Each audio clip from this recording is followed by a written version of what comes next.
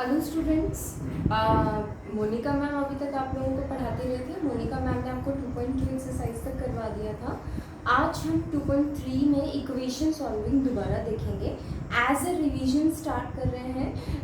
8th B के जितने भी बच्चे हैं वो मेरी गूगल क्लास में रहेंगे एंड 8th के जितने भी बच्चे हैं वो एग्जिट होकर के गूगल क्लास 8A की जो बनी हुई है उसमें ज्वाइन कर लेंगे। Now today we are going to start how to solve the linear equations of 2.3 exercise। 2.3 exercise में कुछ डिफ़िकल्ट क्वेश्चंस हैं, करीब करीब 4 टाइप की इक्वेशंस हैं, तो वो आज हम चारों टाइप की इक्वेशंस जो हैं वो सॉल्व करना सीखेंगे। First of all I am going to start from the most easiest one.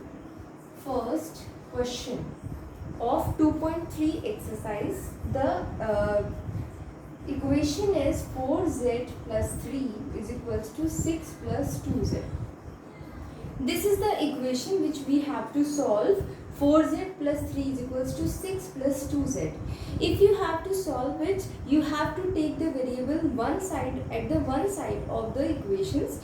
Variable हमेशा one side में रहेंगे and the constants will remain the other side. तो वेरिएबल को वन साइड में लेना पड़ेगा। सबसे पहले 4z और 2z यहाँ पर वेरिएबल हैं, यहाँ पे 4 उसका कोफिशिएंट है और z वेरिएबल है। तो 4z एंड 2z यहाँ पे दो जो वेरिएबल दिख रहे हैं उनको हमें किसी एक साइड में लेना पड़ेगा। तो हम क्या करेंगे, 2z को हम लेफ्ट हैंड साइड में लेके जाएंगे और जो हमारा कांस्टेंट है उसको हम राइट हैंड साइड में लेके जाएंगे। और जब कभी भी हम लेफ्ट या राइट में किसी भी नंबर्स को ट्रांसपोर्ट करते हैं तो उसका जो साइन होता है उसके आगे वो रिवर्स हो जाता है। इट मीन्स 2z के आगे जो साइन है वो प्लस का जो है वो इस साइड में LHS में आकर के नेगेटिव हो जाएगा, +3 इधर जाकर के माइनस हो जाएगा। इसका एक और मेथड है, वो भी आप कर सकते हो कि आप दोनों साइड से -3 सब्ट्रैक्ट कर दो, -6 कर दो, देन डिवीजन कर दो। वो इस जो पार्ट है इसमें थोड़ा सा कॉम्प्लिकेटेड हो जाता है, इसलिए हम इसको सिंपली इसी मेथड से सॉल्व कर रहे हैं। 4z ऑलरेडी यहाँ पर लिखा हुआ है, हमने +2z को इस साइड में लिया तो -2z आ गया, इज इक्वल्स टू 6 ऑलरेडी लिखा है, +3 को इधर लिया तो -3 आ गया। तो हमने इसको रीअरेंज कर दिया। Now 4z - 2z is 2z and 6 - 3 is 3, तो z is equals to 3/2। So this is the answer of the first equation. तो एक तो इक्वेशन इस टाइप की है, इस इक्वेशन में यहाँ पर जो प्लस का साइन है वो माइनस भी हो सकता है, माइनस होगा तो ट्रांसपोर्टेशन के टाइम में प्लस हो जाएगा। Now the second form the equation we are going to solve is second, x is equals to 4/5 x plus 10। This is the equation. ये जो इक्वेशन है इसे सॉल्व करने के लिए यहाँ पे आपको दिख रहा होगा कि 4/5 इसके मल्टीप्लिकेशन में है। अगर ये मल्टीप्लिकेशन में है तो इसका मतलब ये अपॉन में है, अपॉन में है तो इसको जब भी मल्टीप्लिकेशन में कोई भी चीज़ होती है तो डिवाइड वाला जो अगर वो लेफ्ट हैंड साइड में जाएगा तो वो मल्टीप्लिकेशन में चला जाता है। यहाँ पर 4/5 मल्टीप्लिकेशन में है x प्लस 10 के, तो 4/5 में 5 लिखा हुआ है, 5 को हम इस साइड में ले लेंगे तो ये आ जाएगा 5x is equals to 4 into x plus 10। यहाँ तक सभी को समझ में आ गया होगा आई थिंक। तो 5x is equals to 4 into x plus 10। Now 5x is equals to 4x। ये क्यों आया, क्योंकि हमने 4 को अंदर ब्रैकेट में दोनों से मल्टीप्लाई करना है, इसलिए 4 इंटू 10 इज 40। नाउ 4x को अगर आपको इधर ट्रांसपोर्ट करना पड़ेगा, अब देखो ये लीनियर इक्वेशन बिल्कुल सिंपल इक्वेशन बन गई है, बिल्कुल इसकी तरह कि आपको कुछ नहीं करना है, वेरिएबल को इस साइड में ट्रांसपोर्ट करना है। तो 5x minus 4x is equals to 40। Now 5x minus 4x is x is equals to 40। So the solution of this equation and the value of x is 40। बहुत इजी है, बहुत carefully करना है इसको। आपको बस छोटे छोटे स्टेप्स ध्यान में रखने हैं कि हम अगर जब ट्रांसपोर्टेशन कर रहे हैं तो ट्रांसपोर्टेशन के टाइम में पॉजिटिव नेगेटिव में कन्वर्ट होता है, मल्टीप्लिकेशन डिवीजन में कन्वर्ट होता है, डिवीजन मल्टीप्लिकेशन में कन्वर्ट होता है, और नेगेटिव जो होता है वो पॉजिटिव में कन्वर्ट होता है। This is the second type of equation which we get from this Now the next equation we are going to solve is third one, 2x upon 3 plus 1 is equals to 7x upon 15 plus 3. ये equation है, इसे हमें solve करना है. जब अगर आपको इसको सॉल्व करना है तो आपको दिख रहा होगा x वाले जो पॉइंट्स हैं, these are the variables. ये वेरिएबल है, इनको हमें एक तरफ रखना है और जो कॉन्स्टेंट्स हैं उनको हमें दूसरी तरफ रखना है. तो ये जो वेरिएबल्स हैं, this is 2x upon 3 minus 7x upon 15 is equals to 3, तो 3 ही रहेगा, प्लस 1 इधर आ जाएगा तो माइनस 1 हो जाएगा. क्या किया हमने, जो पहले से यहाँ पर था उसका साइन चेंज नहीं होगा, जिसको हम राइट से लेफ्ट में लेके आए हैं उसका साइन प्लस की जगह माइनस हो जाएगा. प्लस 3 यही था इसलिए प्लस 3 का प्लस 3 ही रहेगा और प्लस 1 इधर जाकर माइनस हो जाएगा ना. इसको सॉल्व करने के लिए हमें क्या करना पड़ेगा, 3 और 15 का एलसीएम लेना पड़ेगा. LCM of 3 and 15 is again 15. इन दोनों का जो एलसीएम आएगा वो आ जाएगा 15. 15 लोगे 3, इसको इससे डिवाइड करेंगे तो 5 आएगा, 5 2 ज़ा 10x माइनस 15 1 ज़ा 15 और 1 को 7 से मल्टीप्लाई करेंगे तो this is 7x. 3 minus 1 is 2. Now look at here, 10x minus 7x is 3x and upon 15 is equals to 2. 15 को हम इधर ले जाएंगे क्योंकि मैंने बताया कि डिवीजन में अगर कोई चीज़ है तो वो उधर जाके मल्टीप्लिकेशन में चली जाता है. तो ये आ जाएगा 3x is equals to 30 and x is equals to 30. ये 3 जो है वो वेरिएबल के साथ मल्टीप्लिकेशन में है. मल्टीप्लिकेशन वाली चीज़ जो होती है वो डिवीजन में आ जाती है upon 3, that is equals to 10. So the value of x comes out to be 10. बच्चों इसी बेस पे हम लोग एक और क्वेश्चन सॉल्व कर लेते हैं. थर्ड क्वेश्चन जो आपका, अगर सॉल्व आपने पहले से कर लिया तो बहुत अच्छी बात है, अगर सॉल्व नहीं किया है तो आप इसे क्लासो कॉपी में नोट कर लेंगे. Now the next question which we are going to solve is ninth question. Ninth question is, ninth question is 2y plus 5 by 3 is equals to 26 upon 3 minus y. बच्चों सिंपल जैसे अभी तक हमने किया है सेम वही प्रोसेस हमें फिर से रिपीट करना है. यहाँ पे 2y लिखा हुआ है, 2y and this is minus y. These are two variables here, एक लेफ्ट हैंड साइड में और एक राइट हैंड साइड में है. तो हम क्या करेंगे, माइनस वाई को भी हम ट्रांसपोर्ट करके लेफ्ट हैंड साइड में ले आएंगे. तो 2y minus y is transported to left hand side is plus y is equals to 5 by 3 को हम इस तरफ ले आएंगे जहाँ पे 26 अपॉन 3 ऑलरेडी लिखा हुआ है, प्लस 5 by 3 यहाँ पे माइनस 5 by 3 आ जाएगा.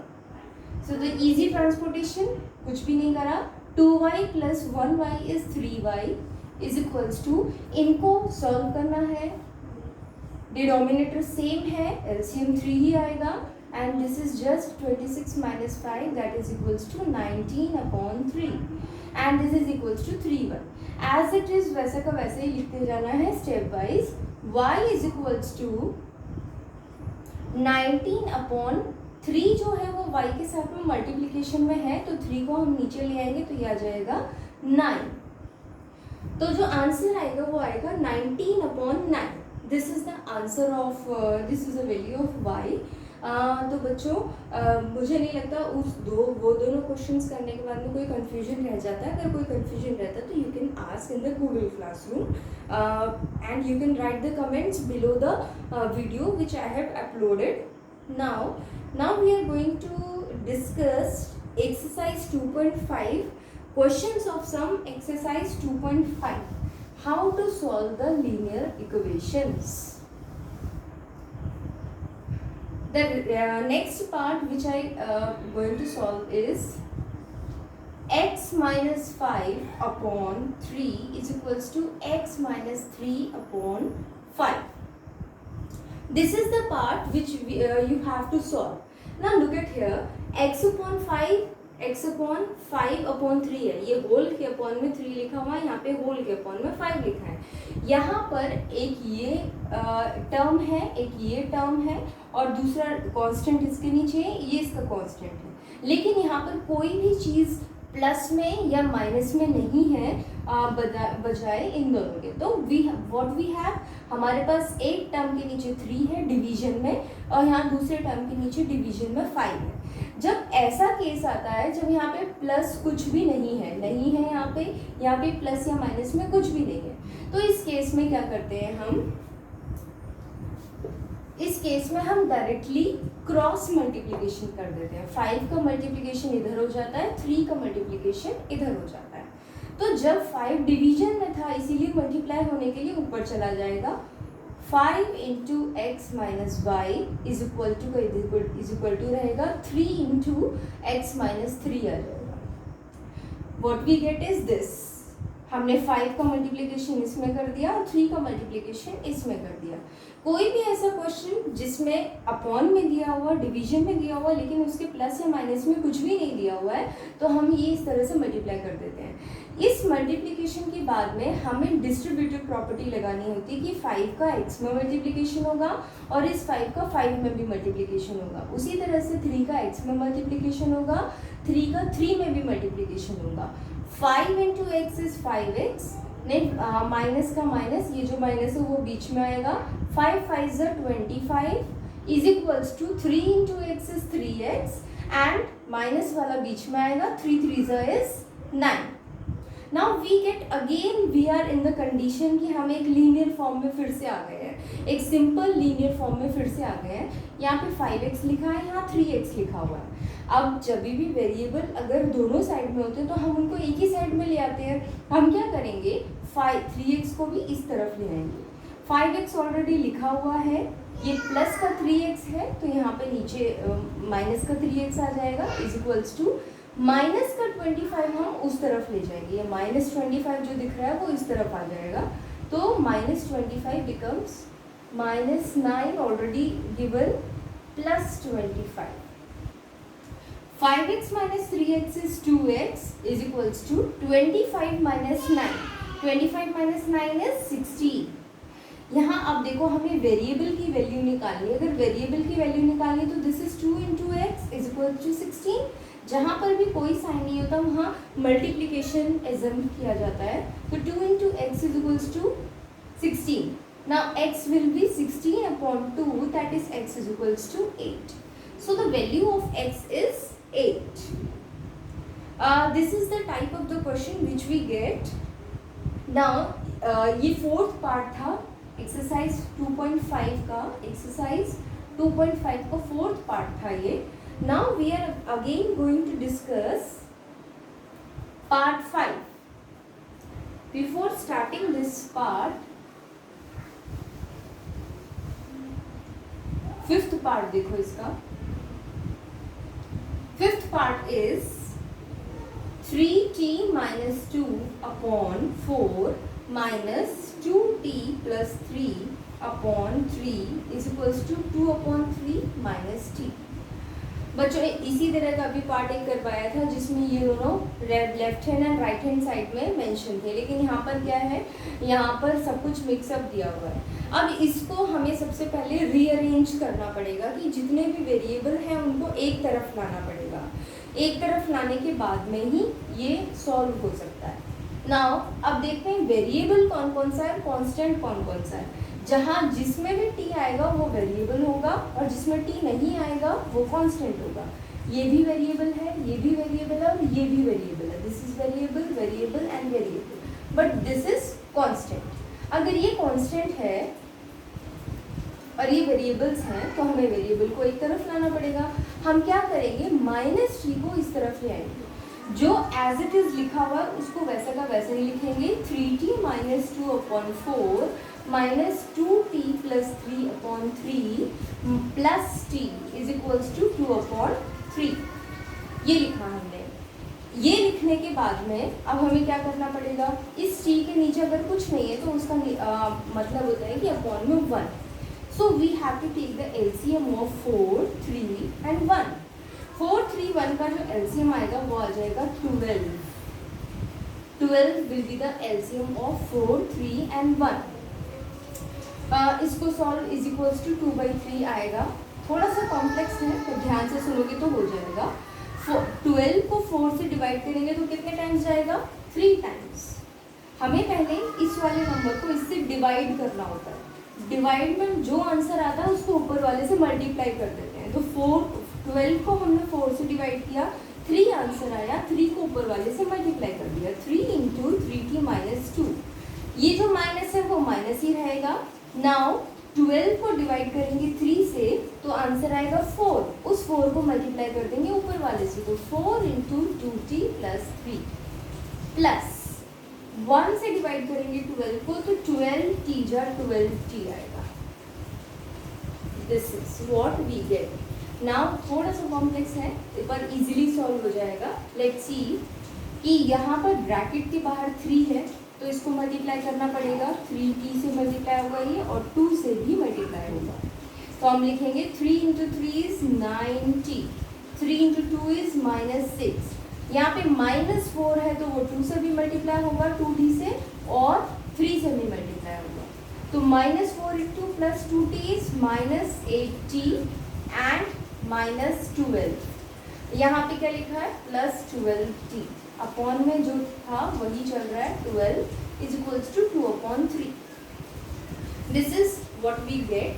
अब क्या करना है? सिंपली 9t, 8 माइनस 8t और 12t को हमें सॉल्व करना है, कैलकुलेट करना है। 9 minus 8 is 1 and 1 plus 12 is 13 यानी 13t।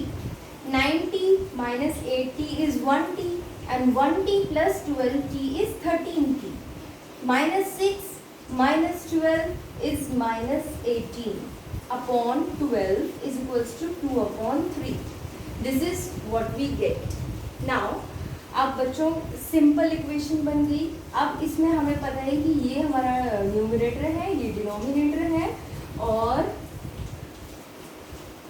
ये स्टेप आ गया। 13t minus 18/12 is equals to 2/3। ये न्यूमरेटर है, डिनोमिनेटर है। इस केस में जहाँ पे प्लस या माइनस में कुछ भी नहीं होता उस केस में हम क्रॉस मल्टीप्लिकेशन कर देते हैं। तो क्रॉस मल्टीप्लाई करेंगे, 3 से मल्टीप्लाई होगा, ये क्या आएगा? 3 इंटू 13t माइनस 18 और 12 से मल्टीप्लाई होके आ जाएगा 12 2 जा 24। अगर आप चाहो तो 3 से मल्टीप्लाई कर सकते हो, अगर नहीं करना चाहते हो तो 3 को इधर ही रहने दो। It will be easy. सिर्फ 12 को इधर ले जाओ, 12 को इधर ले गए तो 24 आया अपॉन 3, 3 1 जा 3, 3 8 जा 24। What we get? 13t minus 18 is equals to 8। Again आप बच्चों इसका आगे सोल्यूशन देखो।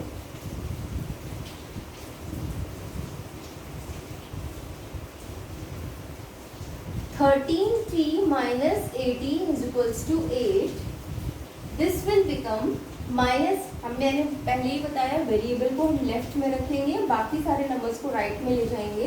तो इसको राइट में ले जाएंगे, this will become 13t is equals to 8 plus 18। 13t is equals to 26 and t is equals to 26 upon 13, that is equals to 2. So the value of t is 2. Value of t is 2. तो थोड़ी भी complex equation है तो आप step by step इसको अगर solve करेंगे तो इजीली सॉल्व हो जाएगी। अगर कोई कंफ्यूजन आता है तो you can ask me in Google class. ना what you have to do, homework आपको करना है 2.3 एक्सरसाइज में। होमवर्क जो कुछ भी होगा वो भी आपको गूगल क्लास में मेंशन कर दिया जाएगा। ये आप अपनी क्लास कॉपी में नोट कर लेंगे।